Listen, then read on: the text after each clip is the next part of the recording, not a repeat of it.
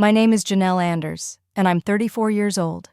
I never imagined the happiest moment of my life, buying my first home, would be the same week I got served legal papers from my own family.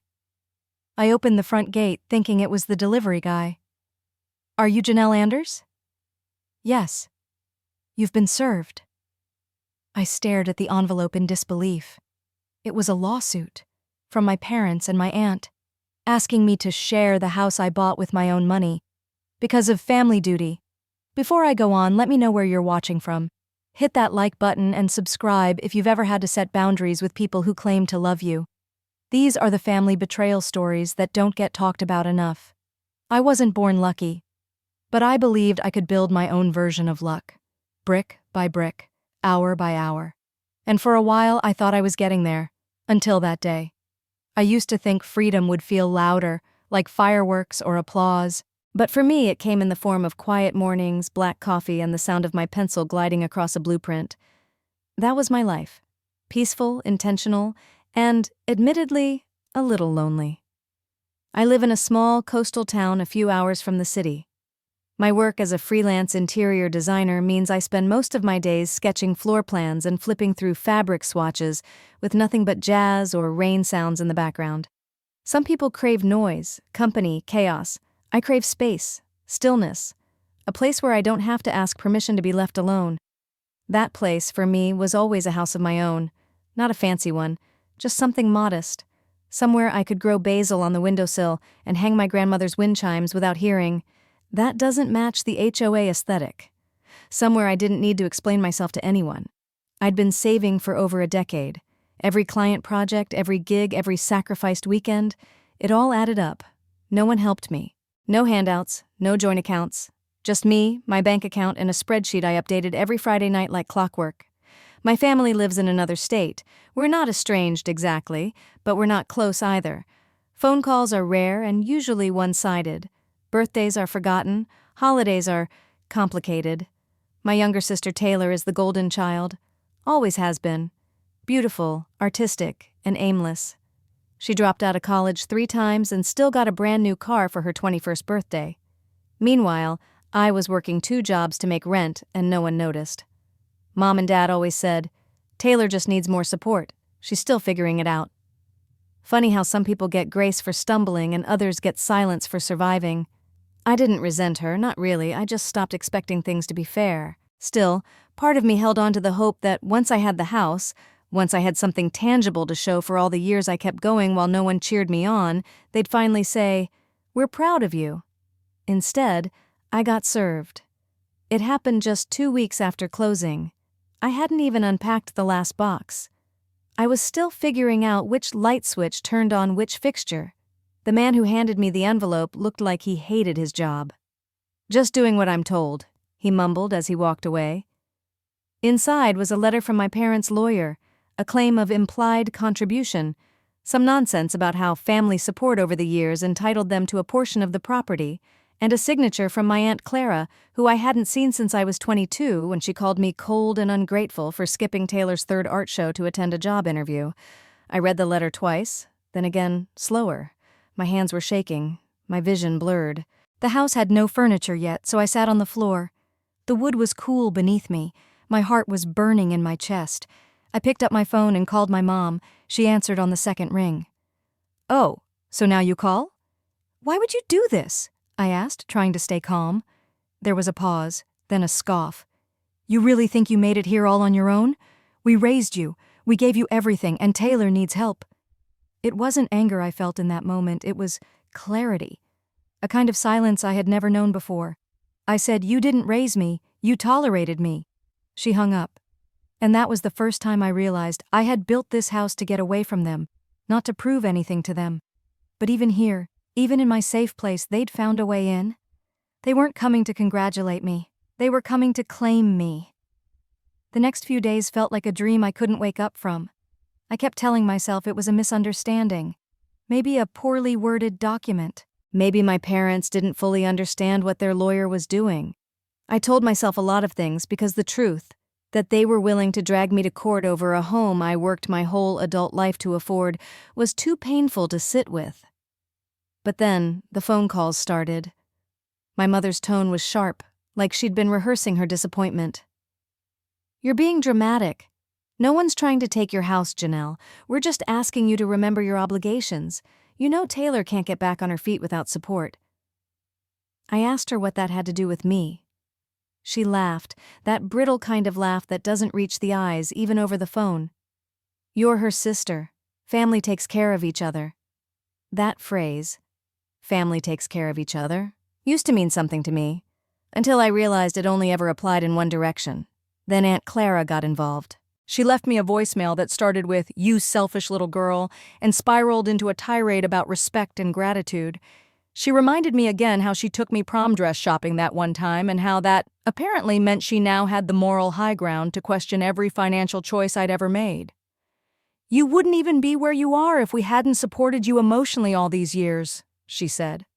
I wanted to scream. What support? The birthday cards signed late and without love? The silence during my darkest years? The indifference when I needed encouragement the most? It became clear that in their minds, every small gesture from the past had accrued interest, and now they'd come to collect. Meanwhile, Taylor posted a cryptic message on Instagram that read, "It's wild how some people forget their roots once they get a taste of independence." A photo of a coffee shop captioned, "Someday soon," complete with a vision board vibe and donation links. The comments were filled with sympathy. "You'll get there, babe. Family's supposed to lift you up. Manifest it." Not a word about the person they were guilt-tripping into financing it. By then, I had stopped checking my phone. I turned off notifications. I closed my inbox. But the hardest part wasn't the legal stuff, or even the betrayal. It was the quiet, in-between moments. Brushing my teeth and realizing no one would call to say, "Congrats on the house." Sitting on my porch steps, watching the sun go down, wondering why something that was supposed to bring me joy had become a battleground. I'd always known my family preferred Taylor. That wasn't new. But I never expected them to resent me for not falling apart the way she did. I thought maybe if I just kept my head down and worked hard, I'd earn their respect. Turns out, surviving without their help didn't make them proud. It made them bitter. And somehow my independence became a threat. I remember one evening, not long after the suit was filed, standing in my empty kitchen holding a chipped mug. I looked around at the walls I had painted, the shelves I had installed, the soft hum of the fridge I'd picked out myself. This was mine, every inch of it, every light fixture, every cabinet handle, mine. I whispered to no one, "They don't get to take this from me." I wasn't just fighting to keep my house. I was fighting to keep my identity. Because for the first time, I had built something no one could erase, or so I thought. I've always been the kind of person who reads the fine print. Every lease I've signed, every contract I've submitted, triple-checked. It's not paranoia. It's survival when you know there's no one coming to rescue you. So when I realized I couldn't afford a lawyer to fight the lawsuit, I didn't panic. I printed out the documents, laid them on the dining table, which was really just a folding tray at that point, and started reading. I didn't stop for hours. They were trying to argue that my house wasn't solely mine, that my family's emotional and moral support had somehow contributed to its purchase. As if phone calls filled with guilt and decades of silence were equivalent to a down payment. It was absurd, but absurdity doesn't stop a legal case from moving forward, especially when it's built on a weaponized version of family. So I did what I knew how to do. I worked. I dug up every pay stub, tax return, and bank statement from the past 15 years. I logged into old accounts I hadn't touched since my 20s. I built timelines, graphs, spreadsheets. I highlighted deposits, tracked expense histories, and cross-referenced dates with major life events. There were nights I barely slept. I'd sit cross-legged on the hardwood floor with printouts scattered around me like confetti from a celebration I was never invited to. There's something surreal about having to defend your autonomy with paperwork. About proving, line by line, that you really did do it all on your own. I stopped answering calls. I didn't tell my friends. I didn't even call Alexis, my closest friend from college, because what was I supposed to say? "Hey, how's your week going? Mine's great. My mom's suing me. Also, how's that new job?" It felt like no one would understand, because who expects this? Who prepares for betrayal to show up with postage and legal letterhead? Then came the messages from relatives I hadn't spoken to in years. Subtle things at first. An aunt from Utah sent me a Bible verse about humility. A cousin I'd only met twice sent a link to a podcast episode titled The Dangers of Bitterness. It was all coded, of course. Family doesn't always confront you directly. Sometimes they just send you breadcrumbs laced with judgment and pretend it's love.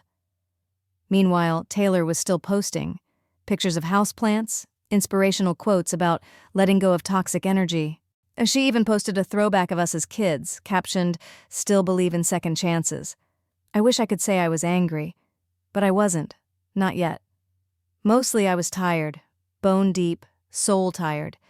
The kind of fatigue that doesn't come from lack of sleep but from years of carrying a weight that was never yours in the first place. Still, I kept going. I had to. Every time I looked at my house, I reminded myself why I was doing this. This wasn't just about keeping a roof over my head.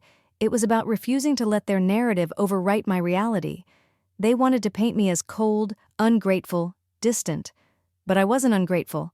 I was just no longer willing to pay rent on a relationship that charged interest every time I said no.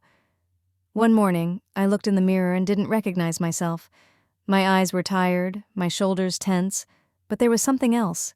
A new steadiness, a stillness maybe, like the eye of a storm that had finally stopped chasing approval and started choosing peace. That was the moment I realized. I wasn't just preparing for court. I was preparing for freedom. There's a special kind of loneliness that comes with being painted as the villain in your own family story. At first, I thought the hardest part would be the paperwork, the legal arguments, the financial stress. But no, the hardest part was being digitally disowned in front of hundreds of strangers, one post, one comment at a time. Taylor had always been theatrical, and now she had a stage. She didn't use my name, of course. She was smarter than that. Instead, she posted vague updates dripping with martyrdom. It hurts when the people who are supposed to protect you turn away. Then a photo of her sitting by a window looking out like a war widow. People flooded her page with support. Stay strong. You deserve so much better. Some people forget where they come from once they get money.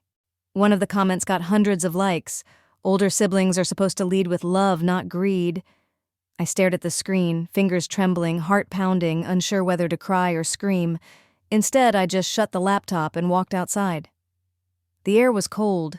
My porch light flickered. How do you defend yourself against lies you're not allowed to name? Every time I tried to explain what was actually happening, I felt like I was digging a deeper hole. If I defended myself too much, I looked bitter. If I said nothing, their story became the truth. And my family? They didn't just sit back. They joined in.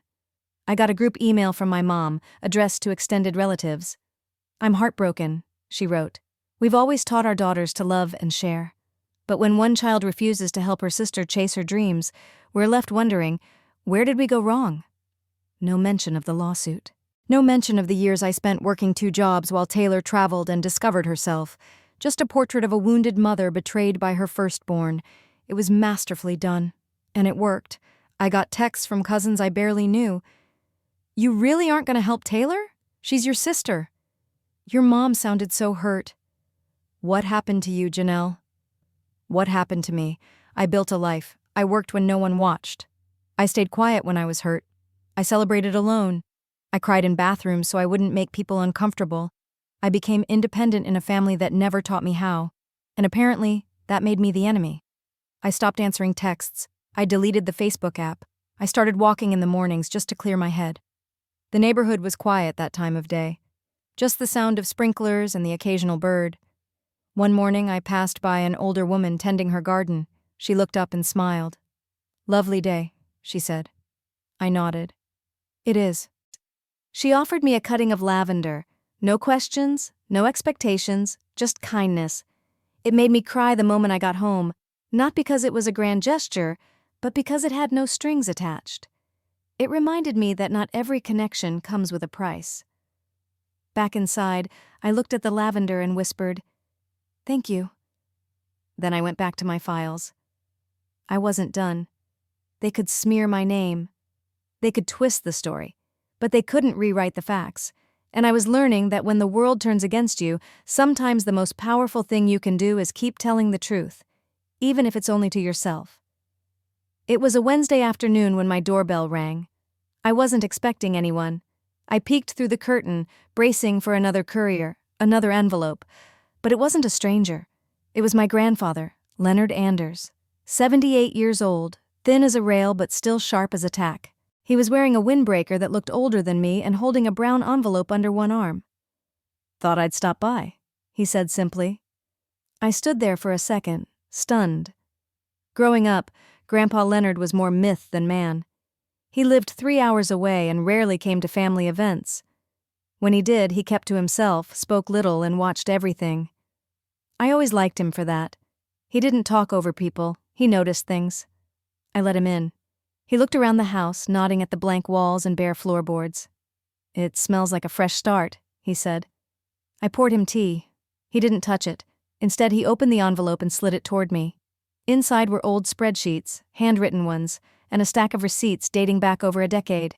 "These," he said, "are from when your parents were paying for Taylor's art school, her photography program, her pottery retreat in Santa Fe, and whatever else she decided was her purpose that month."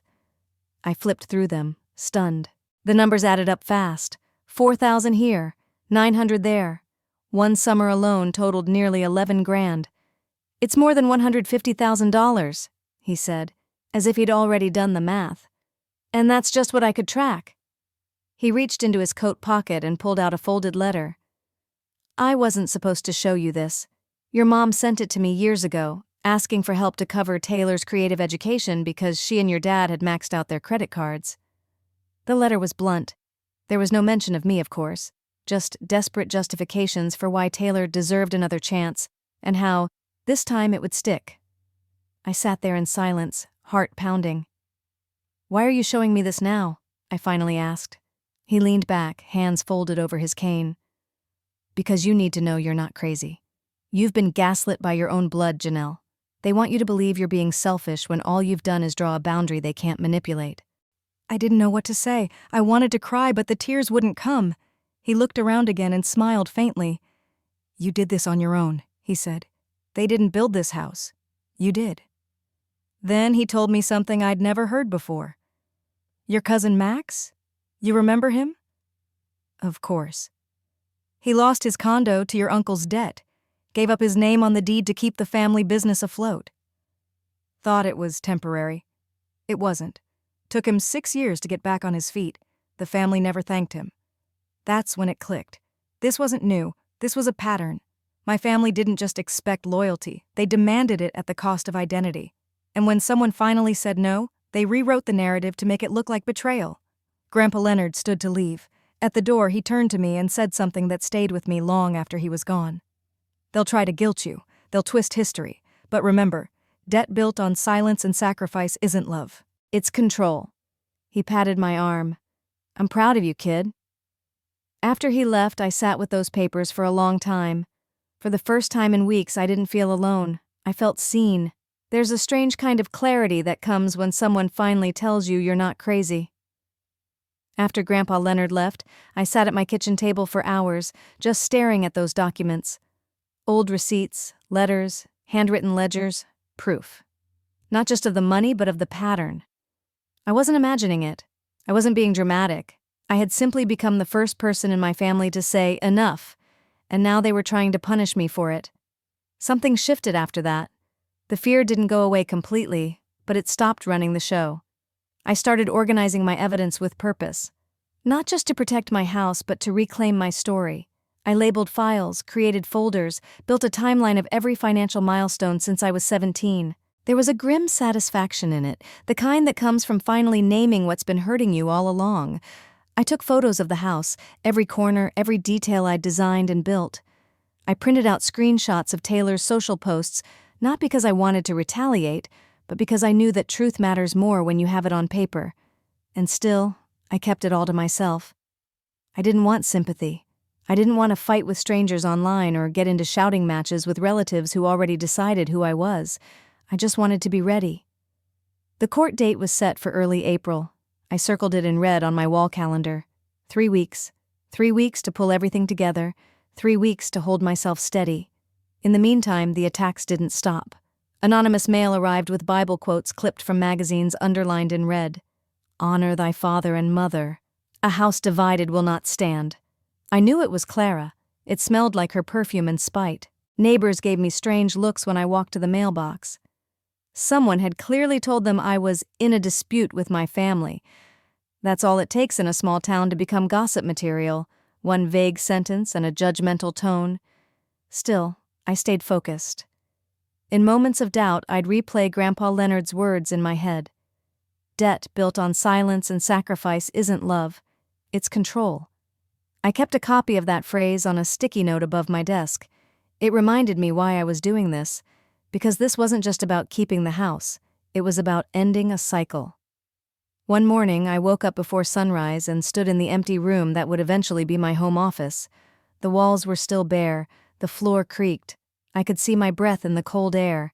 I imagined what this space could become, a place where I could build something that wasn't constantly being pulled apart by someone else's expectations. A place where no one questioned my worth or asked me to pay for peace with silence. And in that stillness, I made a promise to myself. I wasn't going to back down. I wasn't going to apologize for working hard, for protecting what I earned, for not pretending that manipulation is love. I may have walked into this fight alone, but I wasn't walking in blind anymore. By the time I left for the courthouse that morning, I wasn't trembling. I wasn't hiding.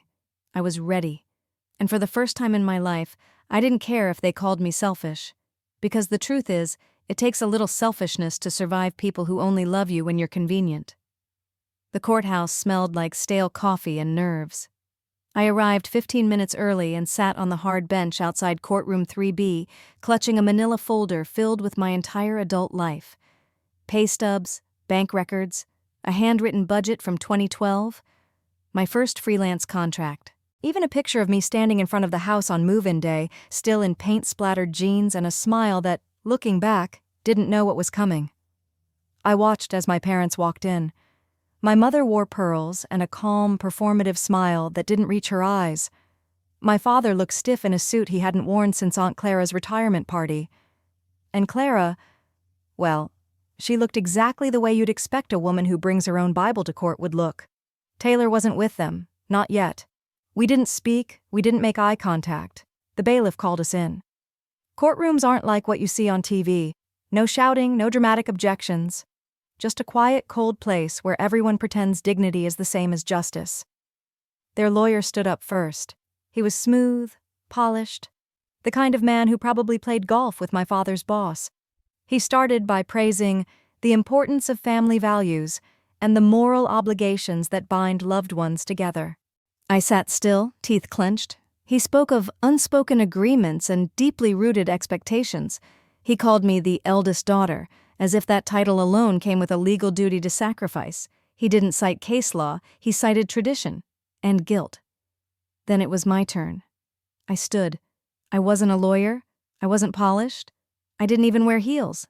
But I had the truth, and a folder full of evidence that I had paid for every brick, every inspection, every closing fee on that house. Alone.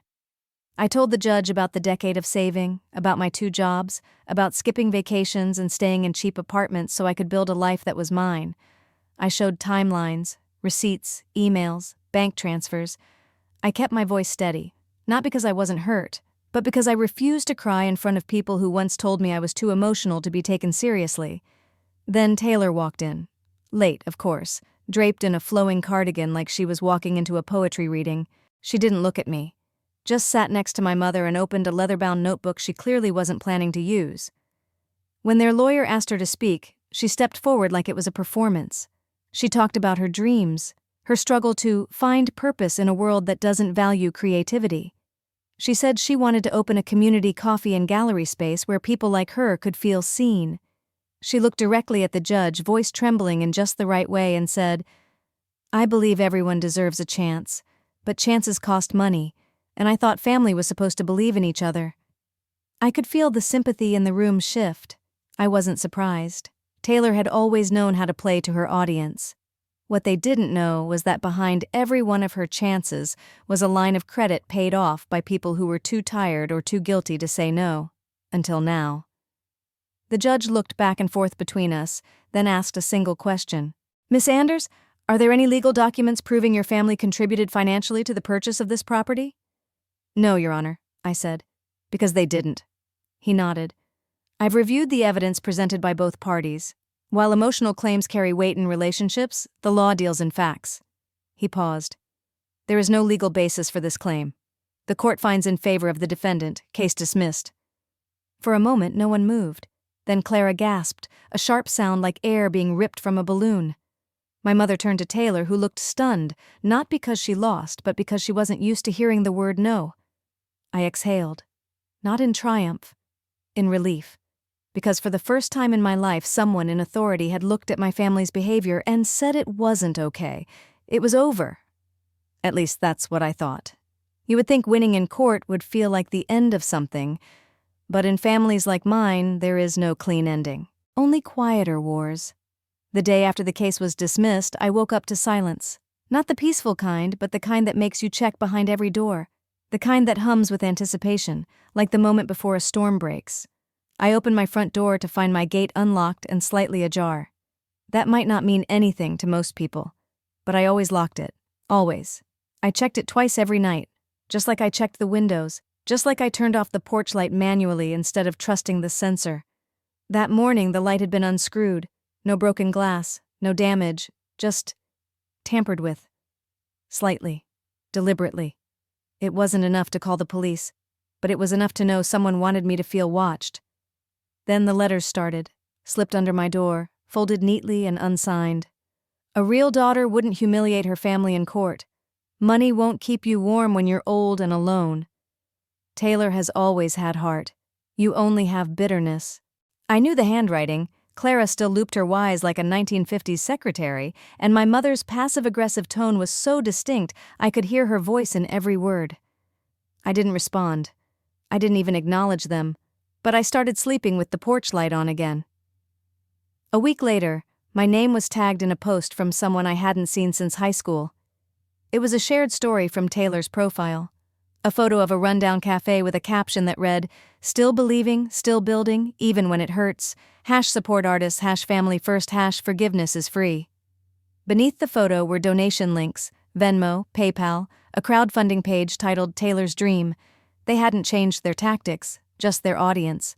This wasn't about the house anymore. This was about narrative, control, reputation. My refusal to play the role of sacrificial sister had become a threat, so they painted me as cold, ungrateful, a woman with walls instead of warmth. What hurt wasn't the lies. I'd heard worse. It was how many people believed them. People I hadn't spoken to in years reached out. "Hey, I don't want to take sides, but maybe you could talk to her?" "Family's complicated, but maybe there's still a chance to fix this. She looks like she's struggling." Struggling? Taylor was always struggling. She wore it like perfume. She knew how to perform pain in a way that made people want to save her. She was fragile in public and ferocious behind closed doors. But I was done saving people who called my boundaries betrayal. Instead, I threw myself into my work. I redesigned my bedroom, painted it deep green, changed out the curtain rods, rearranged the furniture until the space felt new again, until it felt mine again. Every day I reminded myself this wasn't about revenge, it was about peace. But peace comes with a price too. I lost friends, not many, but enough to notice.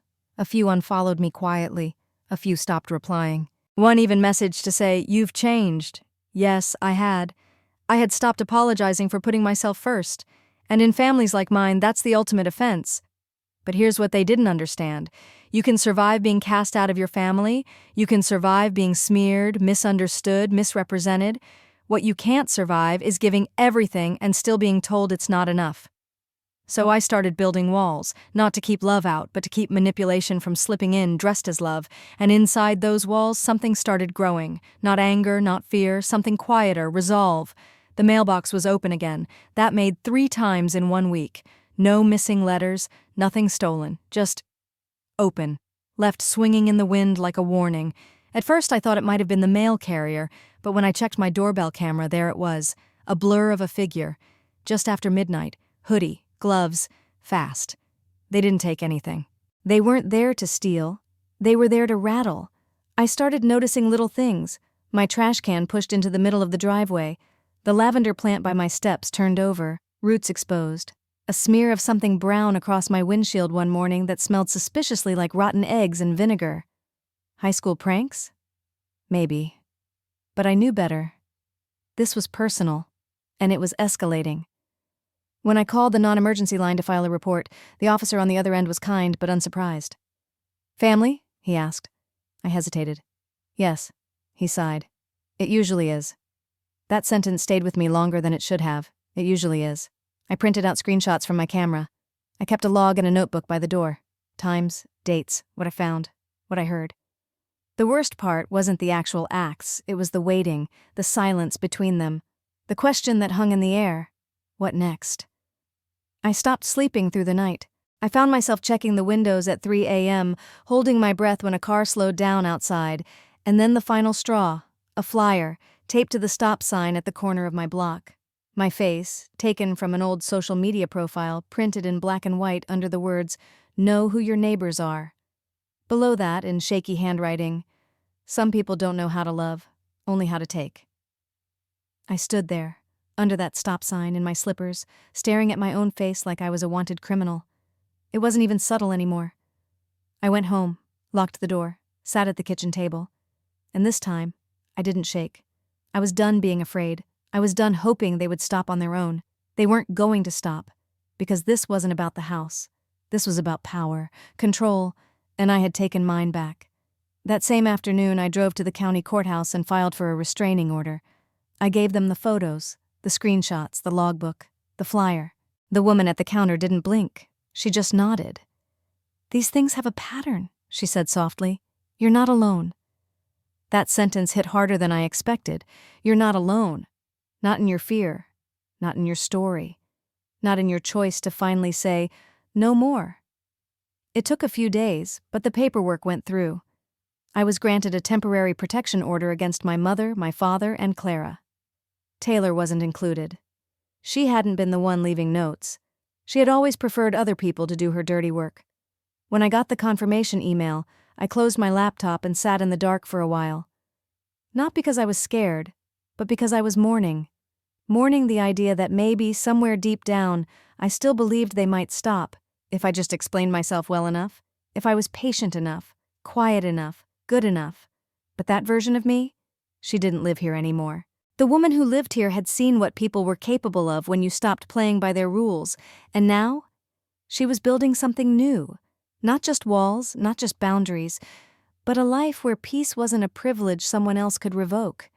It was mine now, and I wasn't giving it back. It's strange how healing never announces itself. There's no loud moment, no big epiphany, no music swelling in the background like the end of a movie. Sometimes it starts with something as small as a knock on your door. It was late afternoon. I'd just finished organizing receipts in the office and was about to make tea when I heard it. A gentle knock, not urgent, not impatient.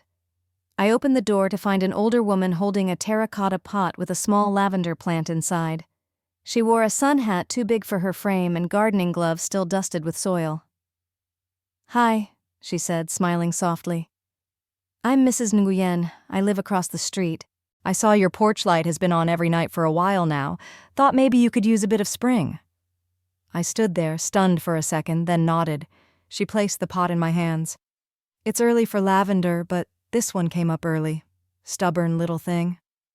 I wanted to say something kind, something warm, but my throat tightened. All I could manage was, "Thank you." She just nodded, like she understood more than I said. That evening, I sat on the porch with that little plant beside me, watching the sky turn peach and gold. It was quiet, but for once, it didn't feel empty. It felt spacious, like I'd cleared out enough of the damage to make room for something else. A few days later, Alexis reached out. I hadn't heard from her since before the lawsuit. We'd drifted, mostly due to life and timing, but part of me always wondered if she had quietly picked a side and it wasn't mine. But then her message came. "I'm sorry I didn't reach out sooner. I saw what your family was doing. I didn't know what to say, but I've been thinking about you. A lot." She didn't ask for explanations. She didn't pry. She just asked if I wanted to meet for coffee. We sat by the window at a little corner cafe, the kind of place with chipped mugs and the best banana bread in town. She listened as I told her the short version of everything, the lawsuit, the aftermath, the way it hollowed me out from the inside. When I finished, she didn't offer advice. She didn't try to fix it. She just reached across the table and said, I believe you, and I'm proud of you.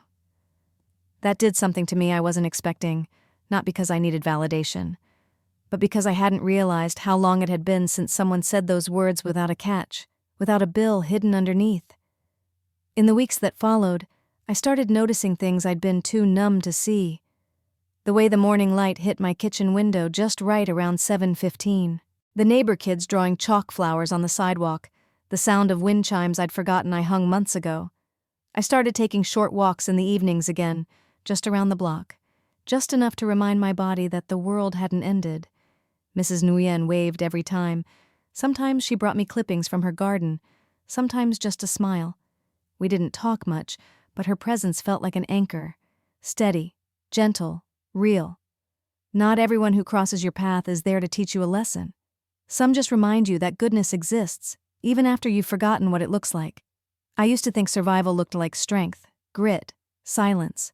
But maybe sometimes it looks like soft things, a lavender plant on a windowsill, a text from an old friend, a neighbor's wave at dusk. None of it fixed everything. But it reminded me I wasn't made of what they did to me. I was made of what I chose next. And for the first time in a long time, I was choosing softness. Not because I was weak, but because I was finally safe enough to be. It happened while I was rearranging the bookshelves. I wasn't thinking about anything in particular. Just moving paperbacks around, wiping dust off the corners, trying to create some sense of order in a life that still felt like it had been flipped upside down. And then I picked up a photo. It was buried under a stack of old journals. A candid picture of me and Taylor maybe 6 or 7 years ago, standing outside a coffee shop in Portland. I was holding a travel mug, she was laughing, and we both looked happy. Or at least like we were pretending well enough to pass. I stared at it for a long time. It would have been so easy to slip into the nostalgia trap, to tell myself that maybe things weren't as bad as they seemed, that maybe this entire fallout had been a misunderstanding, that maybe if I reached out one more time, there might still be something to salvage. But I didn't go there, because now I knew the difference between a memory and a pattern. That photo had been taken the same week Taylor borrowed money from me and never paid it back. The same week Mom told me, "You're lucky you're so strong. Taylor just isn't wired like you." The same week I went home feeling invisible after doing everything right. It wasn't just one bad moment. It was a system. A long-standing agreement where I gave and they took, and I called it love. This time, I didn't put the photo back on the shelf. I placed it gently in the donation box. Letting go doesn't always mean slamming the door. Sometimes it just means choosing not to carry something with you anymore. That night, I stood on my porch with a cup of tea and let the wind move through the chimes above me. The same chimes my grandmother once hung on her front steps. I had taken them with me when she passed, told myself I'd only hang them when I had a place that felt safe. They'd been quiet for months, but that night they sang. A soft, clinking melody. Nothing dramatic, just enough to remind me they were there, that I was here, that this house, this moment, this version of me, I had fought for all of it. And I wasn't about to apologize anymore. Not for saying no. Not for refusing to bankroll someone else's dream at the cost of my own sanity. Not for stepping out of a role I never agreed to play. The next morning, I opened my inbox and saw an email from Taylor. Subject line, "Can we talk?" No message, just the subject. It sat there like a hook. In the past, I would have taken the bait, rushed in with empathy and over-explaining, let her cry on the phone and talk me into another version of family means sacrifice. But not this time. I archived the message. No anger, no bitterness, just no. That word had become something sacred. I didn't owe it to her or anyone to re-enter the ring I had just barely crawled out of. Instead, I opened a new tab and started drafting plans for the studio I'd been dreaming of. Nothing big, just a converted garage, white walls, skylights, a place where I could meet clients without needing to leave the home I had built for myself. The home no one else would ever get to claim. Not out of spite, out of truth. Because I had worked for this piece. And for the first time in my life, I believed I deserved to keep it. Healing didn't arrive like a parade. It crept in slowly, quietly. The way morning light filters through linen curtains, the way your shoulders drop without you realizing, simply because no one's asking anything from you. I wasn't suddenly happy, but I was still. And stillness after chaos feels like grace. It started with the garden. I'd always said I didn't have a green thumb. Growing up, Mom never let us plant anything, said it was messy, too much work, for people with time to waste, but Mrs. Nguyen had brought me that stubborn little lavender plant, and against all odds it had survived. So I bought more. A few terracotta pots, basil, rosemary, even a tomato plant that looked like it might never fruit. Every morning I walked out barefoot, mug of coffee in hand, and checked on them like they were small green miracles. No one yelled at me to hurry. No one asked what I was doing with my time. It was just me and the dirt and the sun, and that was enough. Leonard came by every Sunday. My grandfather wasn't a talker, but he had this way of being present that said more than words could. He'd bring over some kind of tool, always insisting something needed tightening, fixing, reinforcing, even when it didn't. "You gotta stay ahead of the rot," he said one morning as he inspected a perfectly fine window frame. "People think homes fall apart from storms, but it's the quiet things that do it. Water in the wood, time in the corners." He wasn't talking about the house. I started cooking more, not fancy meals, but simple ones. Grilled cheese with caramelized onions, chicken soup with too much garlic, meals I never made before because I was always too tired or too tense. Now, I ate at the kitchen table with the window cracked open, music playing low, and no one watching my portions or asking why I was still eating alone. Alexis came over one Saturday with a bottle of wine and a bouquet of flowers from the farmer's market. We sat on the porch until almost midnight, laughing about old college memories, swapping stories about terrible bosses and worse dates. At one point, she looked around at the soft string lights I'd hung, the half-finished mosaic table I was working on, the plants lined up in crooked rows, and said, "This feels like you. Not who I used to be, who I really was." The version of me that had been buried under all that guilt and performance for so long, she forgot what it felt like to breathe without apologizing for taking up space. And then, one afternoon, I saw her, Taylor, at the grocery store. She was in the produce aisle, holding a pomegranate, looking down at it like it might hold all the answers to her life. Her hair was longer, her face thinner, but her posture was exactly the same, like she was always waiting to be noticed. She didn't see me at first. I could have turned and walked away, slipped behind the cereal aisle and out the side door. But I didn't. I stood there, and eventually she looked up. Our eyes met. No words. Just a flicker of recognition, a pause, a subtle shift in her mouth like she wasn't sure whether to smile or speak. I gave her the smallest nod, then turned and walked away. Not out of anger, out of peace, because that moment didn't belong to her. It belonged to me, and I wasn't afraid anymore. After seeing Taylor at the grocery store, something inside me settled. Not like a door slamming shut, more like a window being quietly closed to keep the breeze from knocking over the lamp. She was still who she had always been. And I was no longer who they used to think I should be. I went home, made tea, and sat in the corner of my living room where the afternoon light hit just right. The silence in the house didn't feel heavy anymore. It felt earned, like the hush that follows a long exhale. That's when I looked around and realized I was ready for something more than just surviving, more than healing. I was ready to create. The idea had been sitting in the back of my mind for months, quietly knocking, waiting for me to feel safe enough to answer. A home studio, not a big one. Just enough space for design boards, samples, and a place where I could meet clients without the noise of coffee shops or rented co-working spaces. A place of my own, doing work on my own terms. It started with the garage. It had been half storage, half forgotten. Boxes of old fabric swatches, unused tools, and a lonely chair I kept meaning to throw out. One Sunday I rolled up the door, opened every window, and let the sunlight in. I swept, sorted, tossed. Not just things, but versions of myself I no longer needed. Leonard helped install a new door the next week. "You sure about this?" he asked, holding the level steady. I nodded. I've never been more sure of anything. We didn't say much after that, just worked. Sawdust in the air, quiet music playing from an old speaker. It felt like building something sacred. Alexis dropped off a second-hand drafting table she found at a yard sale.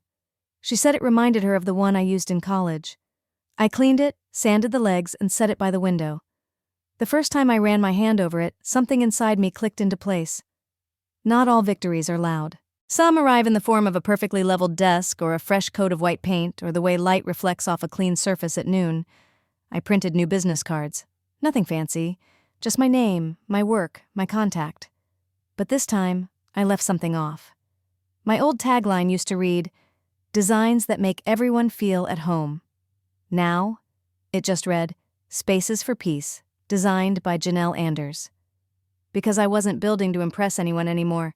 I was building for peace, the kind that lives in color palettes and texture, in small corners designed with intention, in rooms that tell people, "You're safe here." People started calling again.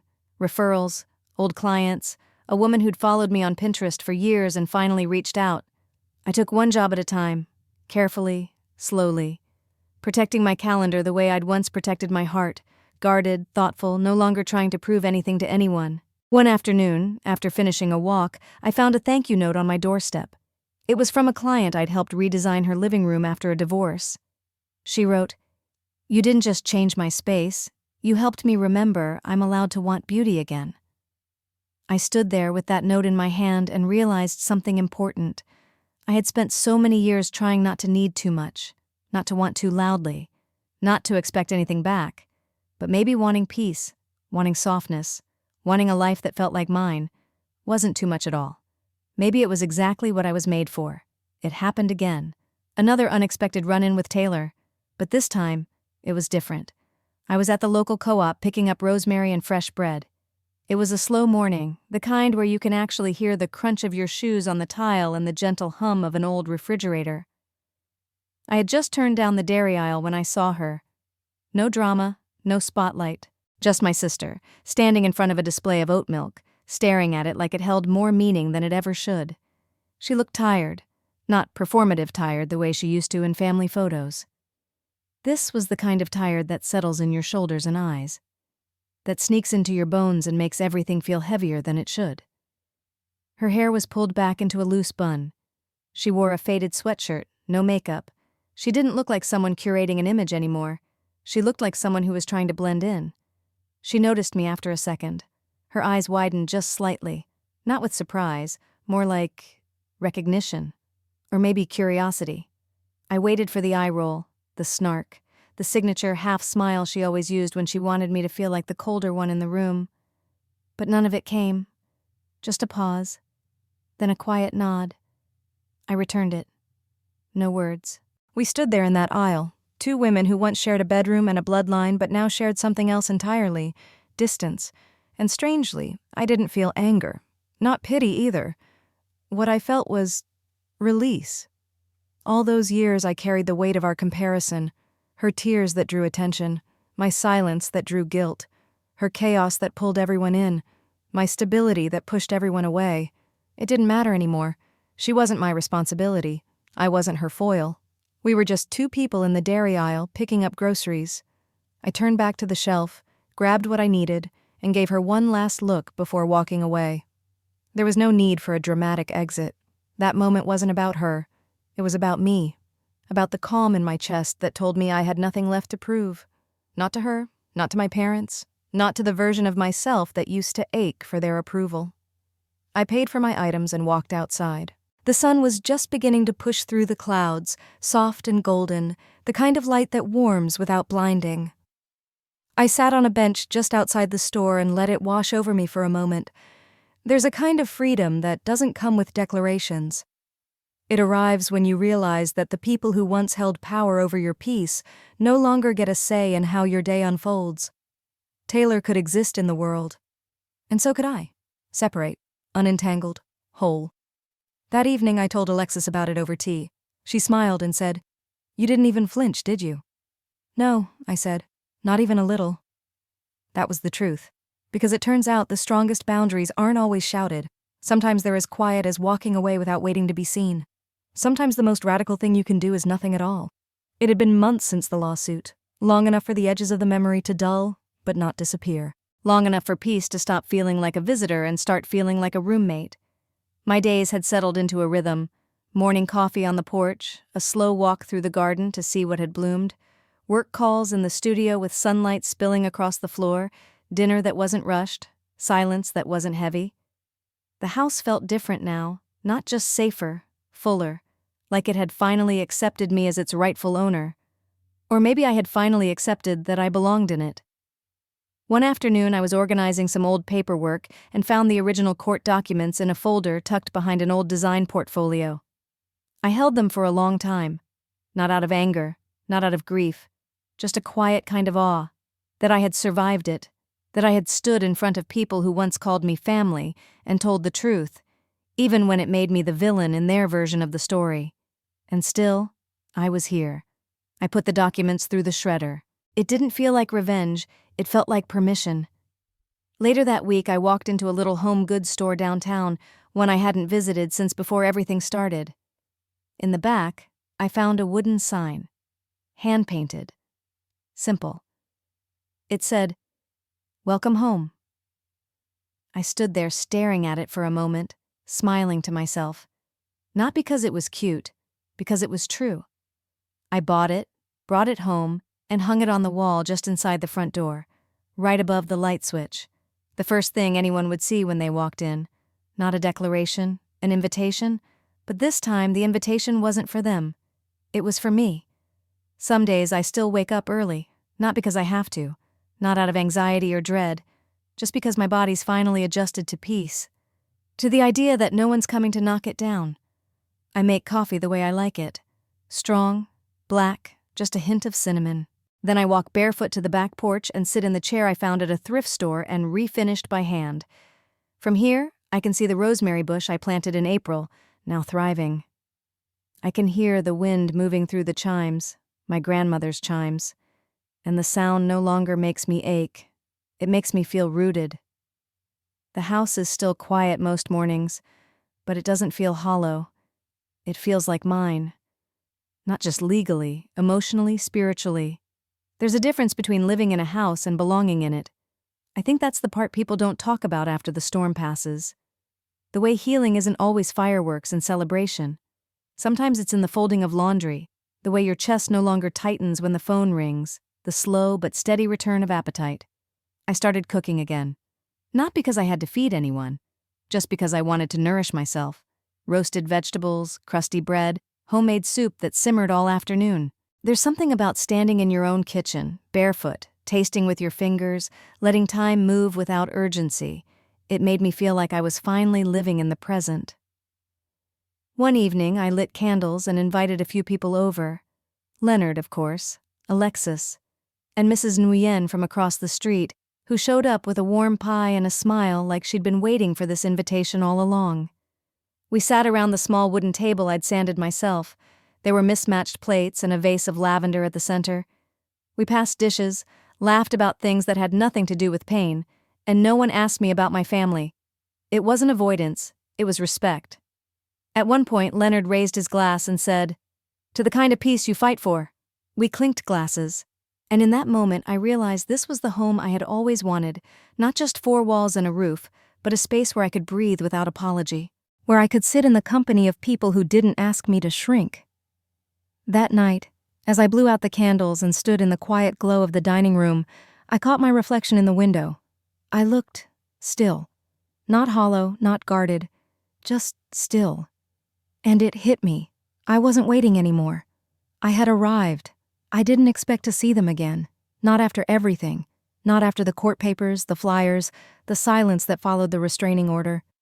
But people like my parents don't exit quietly. They wait, watch, circle back when the dust settles, convinced that time erases the impact of their choices. It was a Saturday morning. I had just come back from the farmer's market, arms full of herbs and sunflowers, when I saw the car. A silver sedan. Too clean for this dusty street, parked at the end of my driveway. They stepped out slowly, almost cautiously, like they didn't want to spook me. My mother wore sunglasses, even though it was overcast. My father looked older, thinner, like the past year had chipped away at whatever composure he used to carry. For a brief second, I froze, not out of fear, out of muscle memory. But then I exhaled, and remembered who I was now. I placed my basket on the porch and met them halfway down the walk. "Janelle," my mother said, with a breathy kind of smile that tried too hard to look warm. My father just nodded, hands in his pockets. "We were in the area," she continued, "and thought maybe, if you had a moment?" I let the silence stretch. In the past, I would have jumped in, filled it, smoothed it, tried to help them feel comfortable even as I stood there bleeding. but I don't do that anymore. I have a moment, I said, but not for small talk. She blinked. My father shifted. We wanted to apologize, she said, for how things unfolded.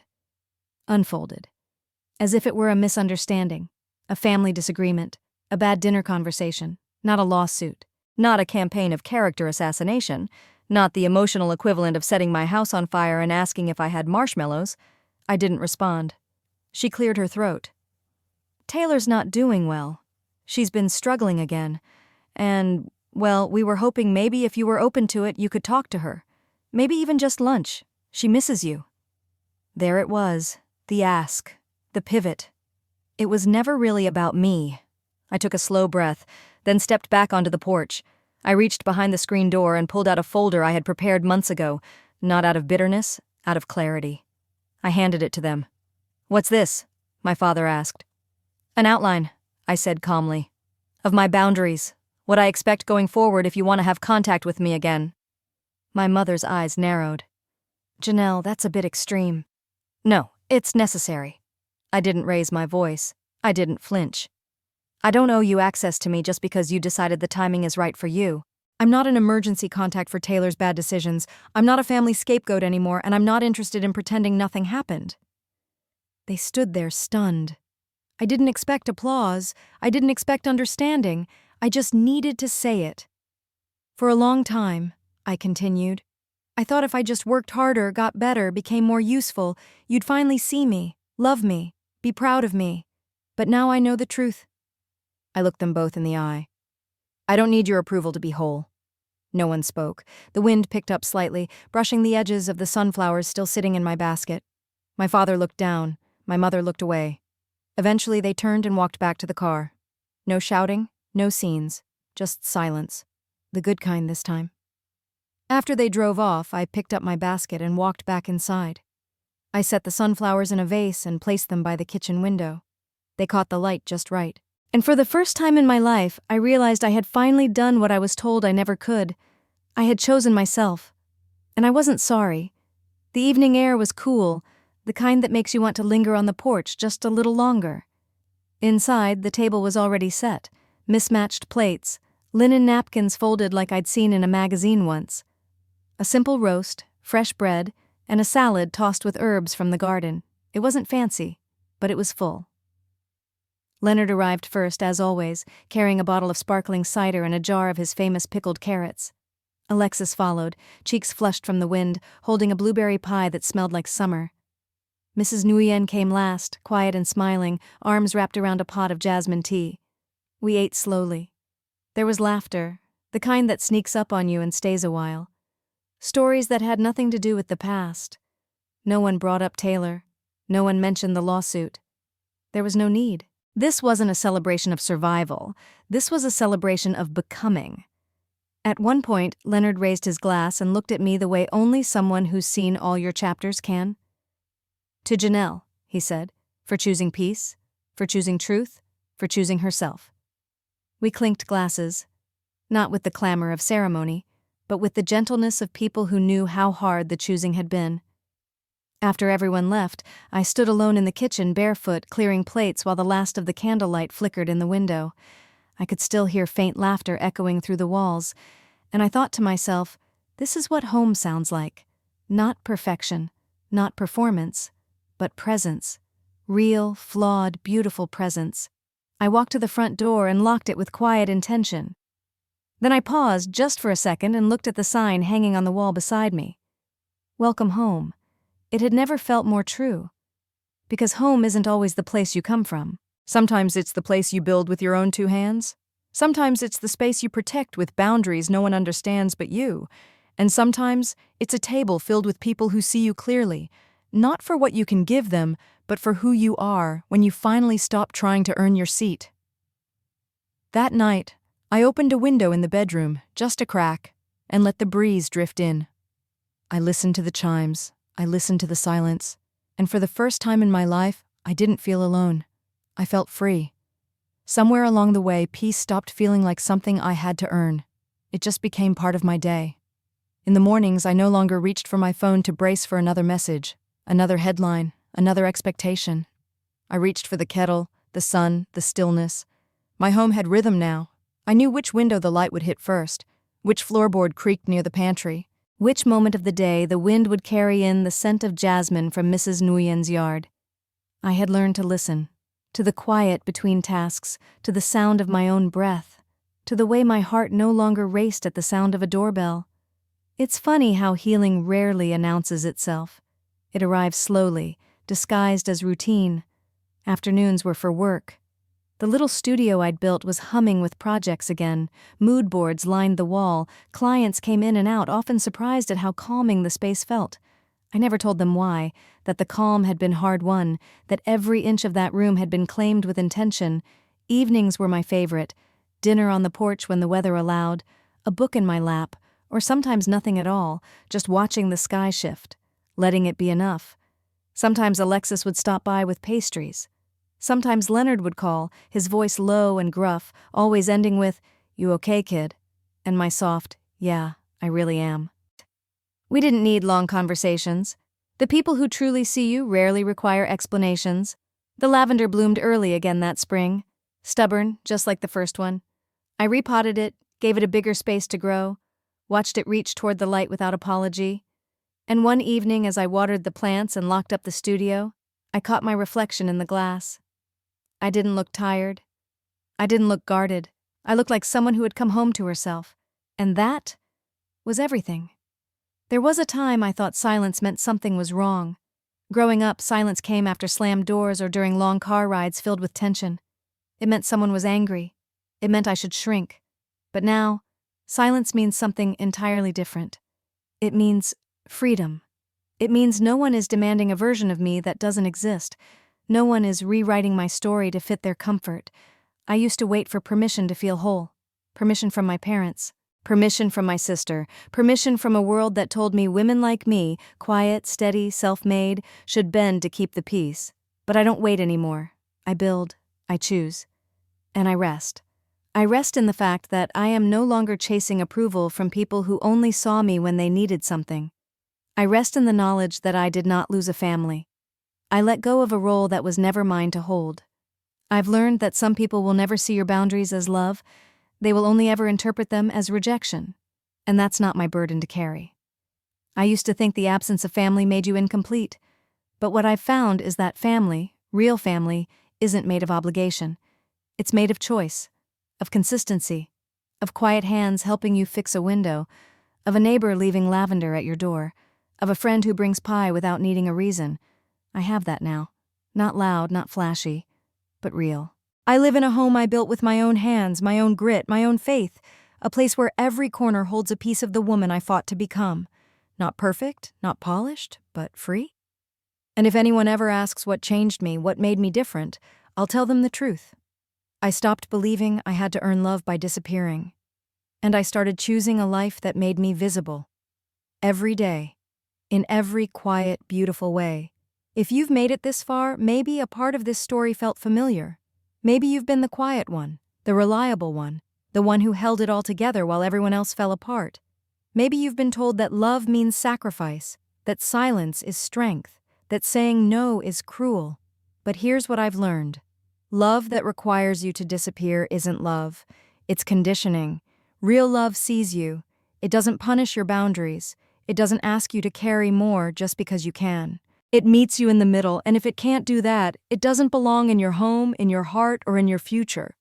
I built this life from the ground up, not because I wanted to prove anyone wrong, but because I finally believed I was allowed to want something better. And so are you.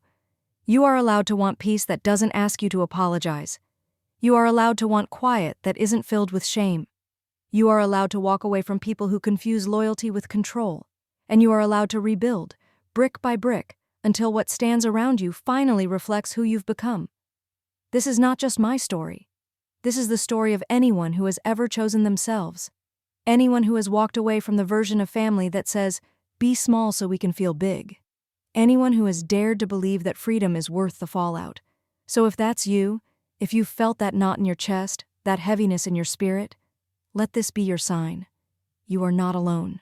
You are not selfish. You are simply reclaiming what was always yours to begin with.